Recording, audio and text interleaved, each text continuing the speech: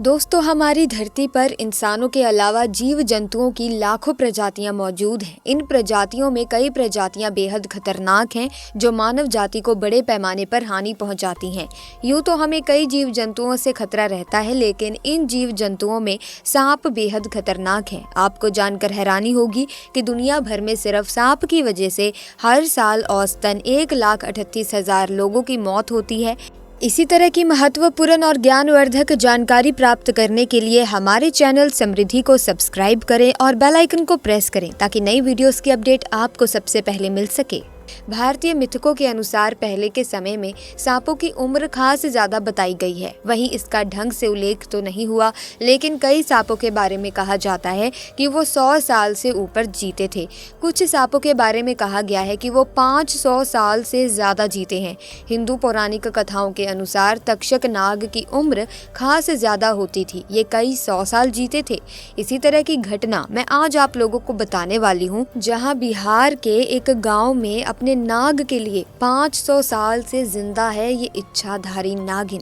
यकीनन इस घटना को सुनने के बाद आपके पैरों तले जमीन खिसक जाएगी।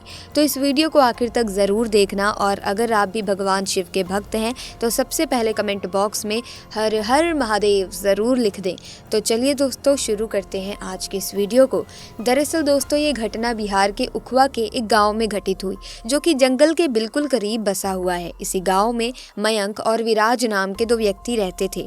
दोनों के बीच काफी अच्छी दोस्ती थी और दोनों दिन के समय बकरियों को चराने के लिए जंगल जाया करते थे।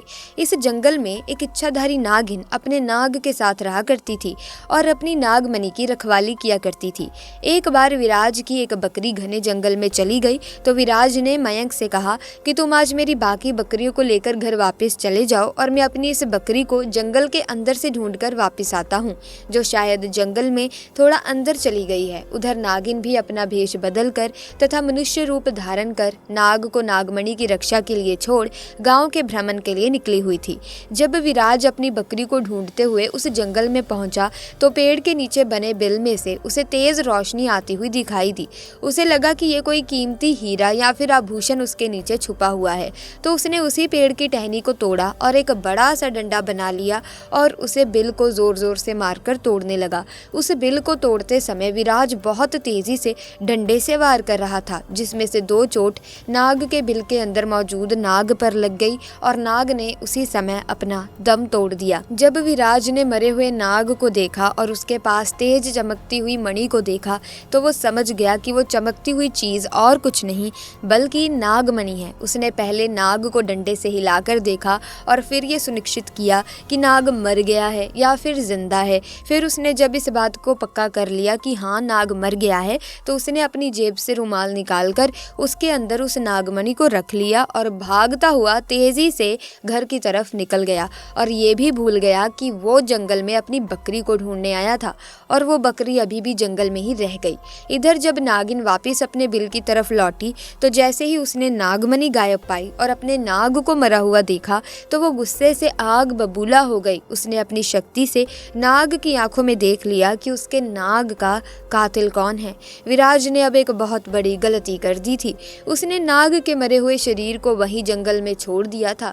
अगर वो नाग के शरीर को उसी समय जला देता तो शायद नागिन को उसके बारे में कभी पता ही नहीं चलता। उधर विराज बहुत खुश था क्योंकि उसे दुनिया की सबसे शक्तिशाली चीज मिल चुकी थी, यानी कि नागमणि मिल चुकी थी।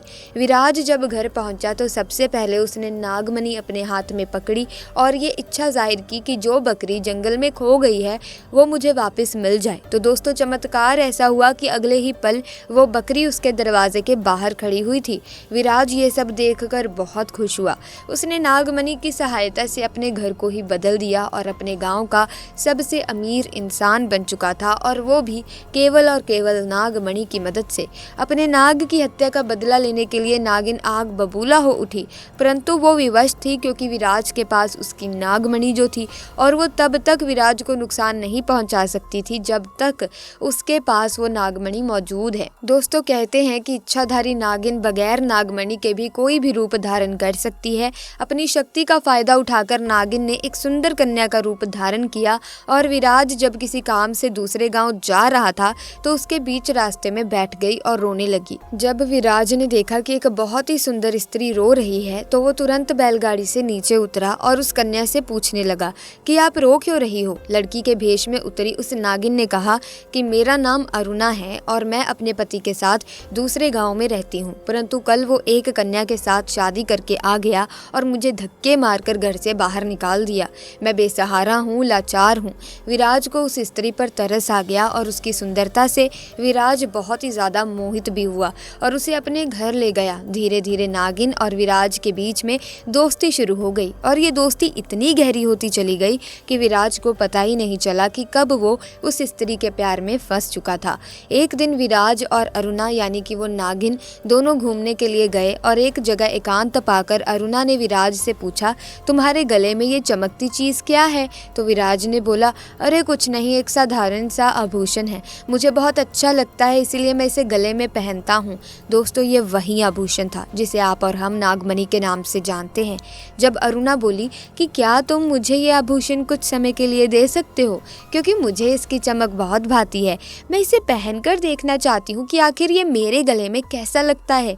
इस पर विराज चिल्लाते हुए बोला, नहीं नहीं, मैं तुम्हें ये नहीं दे सकता हूँ, इसके बदले तुम कुछ और मांग लो, मैं तुम्हें दे दूंगा। इस पर अरुणा एकदम से गुस्सा होकर बोली, विराज, तुम तो कहते थे कि तुम मुझसे बहुत प्यार करते हो, अपनी जान से भी ज्यादा प्यार करते हो, परंतु मैंने तुम्हारे गले का ये छोटा सा आभूषण क्या मांग लिया? तुम इसके लिए मुझे मना कर रहे हो, मुझ पर गुस्सा कर रहे हो। रहने दो, मैं जानती हूँ कि तुम्हारे लिए क्या ज्यादा मायने रखता है। दोस्तों, फिर विराज ने ना चाहते हुए भी वो आभूषण अरुणा को दे दिया और अरुणा को देते हुए बोला कि ठीक है, कुछ समय के लिए तुम इसे पहन सकती हो, परंतु ध्यान से, अरुणा इसे घुमा मत देना। अरुणा के हाथ में जैसे ही वो नागमणि आई, अरुणा का पूरा रूप एकदम बदलने लगा। केवल एक पल में ही वो एक सुंदर स्त्री से एक भयानक नागिन के रूप में परिवर्तित तो हो चुकी थी। उसका चेहरा बिल्कुल नाग सा हो गया। उसने कई बार विराज को डसा और डस डस कर उसे मार दिया। नागिन का बदला पूरा हो चुका था। दोस्तों, उसने अपने नाग का बदला ले लिया था। तब से ये नागिन इस गांव में अपने नाग के लिए 500 साल से आज भी जिंदा है। इसके बाद से वहाँ कुछ ऐसी घटनाएं सुनने में आई हैं जिसे सुनकर हर कोई हैरत में पड़ जाता है। वहाँ के स्थानीय लोगों का कहना है कि उन्होंने एक नागिन को महादेव की पूजा करते देखा है और इसके बाद अचानक वो नागिन कहाँ गायब हो जाती है किसी को नहीं मालूम। जब इस बारे में गांव के मंदिर के पुजारी जी से बात की गई तो मंदिर के पुजारी का कहना है कि अपने नाग की मौत के बाद से ही नागिन भयंकर रूप धारण करके अपने नाग को ढूंढ रही है और जिस तरह से पिछले 500 सालों से महादेव की पूजा करती थी, आज भी वही करती आ रही है। नागिन इस मंदिर में आती है और भगवान शिव से अपनी प्रार्थना कर बिना किसी को नुकसान पहुंचाए चली जाती है। आज भी लोग कहते हैं कि तकरीबन 500 साल से नागिन इस मंदिर में रह रही है। आपको ये घटना कैसी लगी कमेंट सेक्शन में हमें ज़रूर बताना। इसी के साथ अगर वाकई में ये घटना आपको बहुत अच्छी लगी है तो आप इस वीडियो को लाइक ज़रूर करें, शेयर ज़रूर करें और अगर आपने अभी तक चैनल को सब्सक्राइब नहीं किया है तो जल्दी से चैनल को सब्सक्राइब करके बेल आइकन को प्रेस कीजिए ताकि नए वीडियोस की अपडेट आपको मिलती रहे। आपका बहुत बहुत धन्यवाद।